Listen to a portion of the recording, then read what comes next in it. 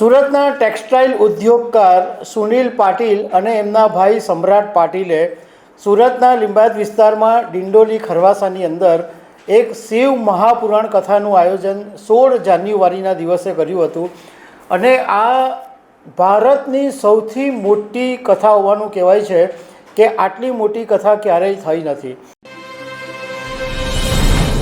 નમસ્કાર. સુરતમાં ભારતની સૌથી મોટી કથાનું ગઈકાલે સમાપન થઈ ગયું 22 તારીખે અને આ શિવ મહાપુરાણ કથા હતી જે સુરતના લિંબાયત વિસ્તારમાં આવેલા ડિંડોલીના ખરવાસામાં થઈ હતી.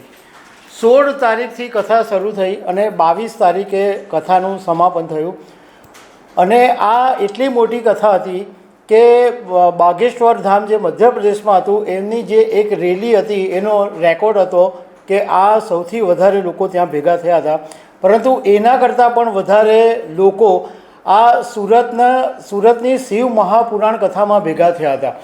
રોજના 10 લાખ લોકો કથાનું રસપાન કરવા માટે આવતા હતા. હવે આ કથાનું સમાપન તો થઈ ગયું છે, પરંતુ આની સાથે રાજકારણ પણ જોડાયેલું છે. તો આના વિશે હું તમારી સાથે વાત કરીશ.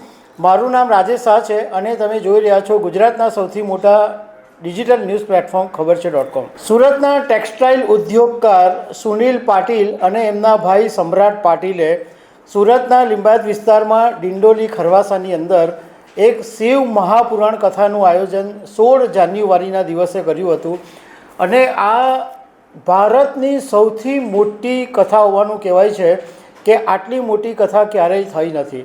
અને આયોજકોએ અમને કીધું કે મધ્યપ્રદેશના બાગેશ્વર બાબાની એક રેલી હતી, એની અંદર જે ભેગા થયા હતા લોકો એના કરતાં પણ વધારે લોકો આ શિવ મહાપુરાણ કથામાં આવતા હતા. લગભગ 200 વીઘા જમીનની અંદર આ આખી કથાનું આયોજન કરવામાં આવ્યું હતું અને રાજસ્થાન, ઉત્તર પ્રદેશ, મહારાષ્ટ્રથી તો બહુ મોટી સંખ્યામાં લોકો આવતા હતા અને અમેરિકાથી પણ ગુજરાતીઓ આ કથાનું રસપાન કરવા માટે આવેલા. 22 તારીખે આ કથાનું સમાપન થઈ ગયું. રોજના આટલા લોકો આવતા હતા, લાખો લોકો, તો એના માટે જમવાની વ્યવસ્થા, એમના માટે ચાની વ્યવસ્થા, એમના માટે રહેવાની વ્યવસ્થા, એમના માટે નાસ્તાની વ્યવસ્થા બધું જ મફતમાં કરવામાં આવેલું હતું અને એટલું મોટું વિશાળ અને જબરજસ્ત આયોજન હતું કે એકદમ આમ જડબે સલાક બધી સુરક્ષા વ્યવસ્થા પણ ગોઠવવામાં આવેલી હતી. હવે આ જે શિવ મહાપુરાણ કથા થઈ એમાં એક મોટો વિવાદ એ ઊભો થઈ ગયો કે જ્યાં જ્યાં હોર્ડિંગ્સ લાગેલા હતા એની અંદર પોલિટિકલ લીડરોના ફોટા બી હતા અને કેટલા દિવસો સુધી તો આ હોર્ડિંગ રહ્યા, પરંતુ સુરત મહાનગરપાલિકાની સ્ટેન્ડિંગ કમિટીએ એક ઠરાવ કરીને આ જે પોસ્ટરો હતા એ ઉતારાવી દીધા અને આખો જે ઠરાવ હતો એ રદ કરી દીધો. એ ઠરાવમાં એવું હતું કે આ જે કથાનું આયોજન કરવામાં આવ્યું હતું એના માટે મફત હોર્ડિંગ્સ લગાવવામાં આવે એવો એક ઠરાવ પસાર કરવામાં આવ્યો હતો, પરંતુ વિવાદ એવો ઊભો થયો કે સ્ટેન્ડિંગ કમિટીએ એ ઠરાવ પાછો ખેંચી લીધો અને આને કારણે એટલો બધો મોટો વિવાદ ઊભો થયો. કારણ કે ભારતીય જનતા પાર્ટી પોતે હિન્દુત્વને પ્રમોટ કરે છે, સનાતન ધર્મનો પ્રચાર કરે છે અને આ જે શિવ મહાપુરાણ કથા હતી એ પણ એક રીતે જોવા જઈએ તો સનાતન ધર્મનો પ્રચાર જ હતું. ભાજપનું સુરત મહાનગરપાલિકામાં રાજ છે, એમ છતાં બી આ હોર્ડિંગ્સ ઉતારી લેવામાં આવ્યા. એને કારણે હજારો લાખો લોકો નારાજ થયા છે અને આ બાબતે ભાજપના જ એક કોર્પોરેટર સોમનાથ પાટીલે વિવાદ બી ઊભો કરેલો હતો. અમે આ બાબતે સોમનાથ પાટીલની સાથે વાત કરી તો એમણે એમ કીધું કે આ તમે કોઈ સ્ટેન્ડિંગ કમિટી ચેરમેન તમે બનાવી દીધા કે કંઈ, તો તમે મનમાની થોડી કરશો. આ જે હોર્ડિંગ ઉતાર્યા એ સનાતની ધર્મનું અપમાન છે અને અમે આ બાબતે મેયર અને સુરત શહેર ભાજપ પ્રમુખ નિરંજન ઝાંઝમેરાને પણ રજૂઆત કરવાના છે એવી આ સોમનાથ મરાઠે વાત કરી. આ પછી અમે કથાના આયોજક સુનિલ પાટીલ સાથે પણ વાત કરી અને એમની પાસેથી અમે ઘણી બધી બાબતોની જાણકારી મેળવી. સૌથી પહેલાં અમે એમને એમ પૂછ્યું કે આ શિવ મહાપુરાણ કથા કરવા પાછળનો તમારું હેતુ શું હતો, એટલે શું કામ તમે આ કથા કરાવી?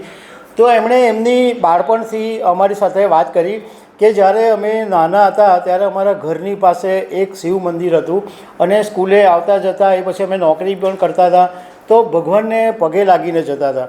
તો ખબર નહીં પણ એક અંદરથી એક એવી આસ્થા અને એક એવી શ્રદ્ધા જાગી કે ભોલેનાથ બાબા બધું આપણું કલ્યાણ કરે છે, જે બી કંઈ કરે છે ભોલેનાથ બાબા અમારી સાથે સારું કરે છે, એવી એક શ્રદ્ધા મનની અંદર જાગી ગઈ અને ભગવાન ભોલેનાથ અમારા દિલમાં એટલા બધા વસી ગયા કે અમે એની નિયમિત ભક્તિ કરતા હતા. એ પછી મેં બીજી એક જગ્યાએ જ્યાં ફ્લેટ લીધો ત્યાં COPની અંદર શિવ મંદિર બનાવવામાં આવેલું છે. એ પણ એવી રીતના બન્યું છે કે મારા ફ્લેટમાંથી એ શિવ મંદિર મને દેખાય તો મને હંમેશા એવું ફીલ થયા કરતું હતું કે ભોલેનાથ બાબા મારી એકદમ નજીક છે. હવે મારા પરિવારના લોકો ઘણી વખત એવું કહેતા હતા કે પંડિત પ્રદીપ મિશ્રા છે જે આ શિવ મહાપુરાણ કથા માટે બહુ જાણીતું નામ છે અને એમની કથા મેળવવી એટલે બહુ મુશ્કેલ કામ હોય છે, કારણ કે એમની કથા કશે ને કશે એમનું આયોજન હોય જ છે. તો મારા પરિવારના મારા માતા પિતા હંમેશા એમ કહેતા હતા કે આપણે પંડિત મિશ્રાને કેમ નહીં લાવી શકીએ સુરત, આપણે પણ અહીંયા ઘડી કથાનું આયોજન કેમ નહીં કરી શકીએ. તો આ બાબતે અમે વિચારતા જ હતા અને કદાચ ભોલેનાથ બાબાએ અમારી વાત સાંભળી લીધી હશે. તો બન્યું એવું કે શ્રીપુરની અંદર આ શિવ મહાપુરાણ કથા હતી પંડિત પ્રદીપ મિશ્રાની, અને એના જે આયોજક હતા એ મને આમંત્રણ આપવા આવેલા, સુનિલ પાટીલે કીધું, અને એ આમંત્રણ આપવા આવ્યા પછી બધી વાત થઈ અને અમે શ્રીપુર કથામાં બી ગયા અને ત્યાં ગાડી ખાલી અમે વાત કરી કે અમારે સુરતની અંદર કથા કરાવવી છે. તો અમને એમ કહેવામાં આવ્યું કે જાન્યુઆરી 16, 2025નો દિવસ ખાલી છે જો તમારે અનુકૂળ આવે તો સુનિલ પાટીલે કીધું કે કોઈ પણ કિંતુ પરંતુ કંઈ પણ વિચાર્યા વગર મેં પંડાલની અંદર બેઠા બેઠા જ હા પાડી દીધી. કેવી રીતના આયોજન થશે, શું થશે, કેટલા લોકો આવશે, કંઈ જ વિચાર્યું નહીં અને સીધી હા પાડી દીધી કે 16 જાન્યુઆરી 2025 ડન, બસ આ તારીખે હવે મને કથા કરવાની. અને 16 જાન્યુઆરી 2025ના દિવસે આ પંડિત પ્રદીપ મિશ્રાની તારીખ મળી ગઈ. એ અમારા પરિવાર માટે એટલી બધી ખુશીની વાત હતી, કારણ કે અમે જે વર્ષોથી ઈચ્છતા હતા કે આ કથા અમારે કરવી જોઈએ તો એ અમને કથા મળી ગઈ. અને એ પછી અમે બધું આયોજન થયું અને એ બધું આયોજન વ્યવસ્થિત રીતના ગોઠવાઈ પણ ગયું.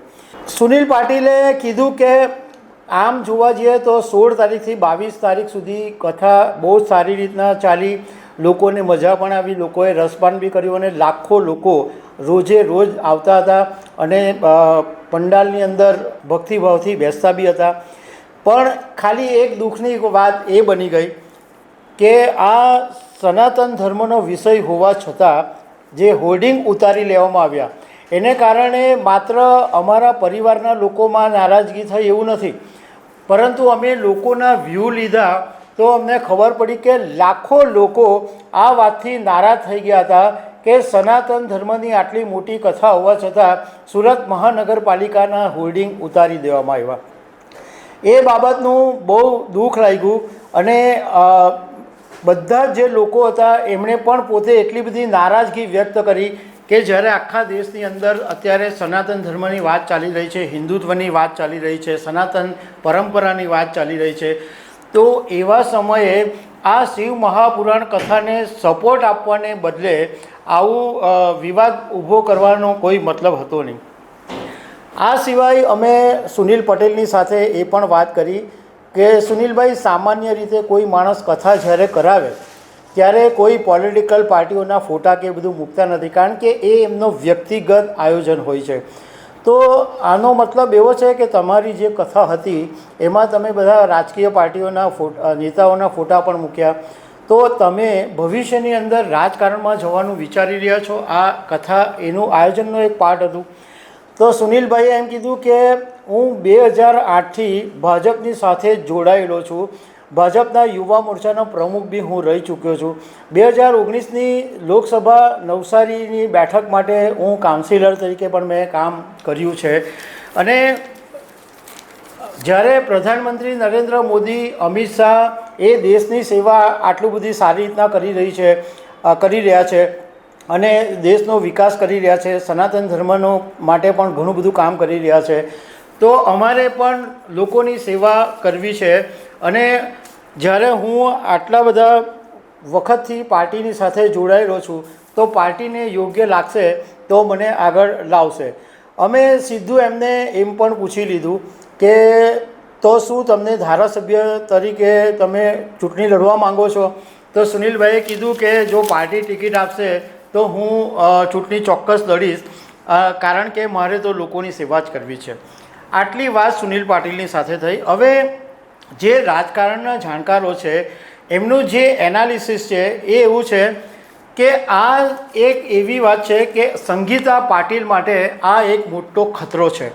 કારણ કે લિંબાયતનો જે વિસ્તાર છે સંગીતા પાટીલનો, એ પણ આ લિંબાયત છે, ડિંડોલી, ખરવાસા, એ જ બધો એમનો મત વિસ્તાર છે. બીજું કે સંગીતા પાટીલ પોતે પાટીલ છે અને આ આયોજન જેમણે કર્યું છે એ પણ પાટીલ છે. અને ત્રીજું મુદ્દો એ છે કે સંગીતા પાટીલ 3 વખત ઓલરેડી ધારાસભ્ય બની ચૂક્યા છે. તો હવે જ્યારે વિધાનસભાની ચૂંટણી આવે તો સંગીતા પાટીલનું પત્તું કપાઈ શકે અને એમાં આ સુનિલ પાટીલને સ્થાન મળી શકે. કારણ કે એમણે અત્યારે એક મોટું પ્લેટફોર્મ ઊભું કરી દીધું છે. અને સુનિલ પાટીલે પણ અમારી સાથેની વાતમાં એવું કીધું કે ભોલેનાથની પ્રસાદી મળી ગઈ છે, હવે મને કોઈ વાતની ચિંતા નથી. તો દર્શક મિત્રો, આવી અનેક વાતો સાથે અમે તમને મળતા રહીશું. Thank you very much.